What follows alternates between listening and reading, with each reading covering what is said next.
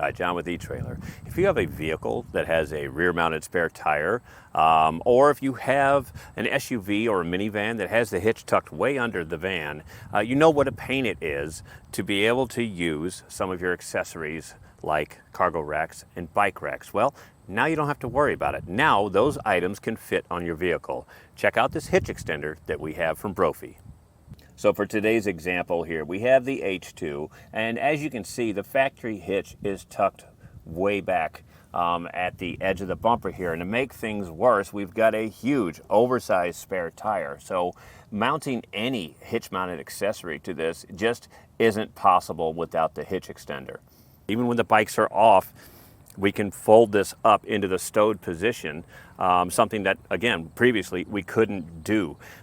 We've had a lot of questions for like special cases like this, or even Jeep owners that also have rear-mounted spare tires. Now, another reason for the different size hitch extenders is a situation like this, where towing would be either very difficult or nearly impossible to do without an extender. And that's going to bring our hitch ball almost dead even with our spare tires. So getting the jack up and down, hooking up, all of that stuff is going to be much easier. One thing to keep in mind when you are looking at hitch extenders is with your safety chains, realize that you're pushing your trailer however many inches back, depending on the extender size. So you may need to lengthen your safety chains to be able to make sharp turns and such. So how do you know which hitch extender is going to be right for your particular situation? Well, we can always start with measuring the hitch extender. For instance, this one is considered a 7-inch extender, but when we measure from pinhole to pinhole, this actually comes out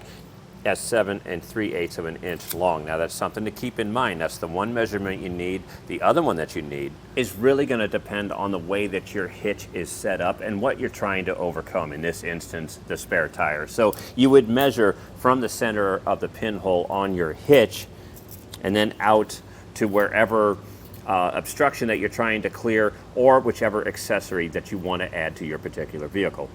Now, one thing to keep in mind when you are ordering a hitch extension like this, you're going to need an extra pin and clip since you're adding an additional piece of hardware. So we do have these here, and these hitch extenders are going to take the 5/8 inch pin and clip.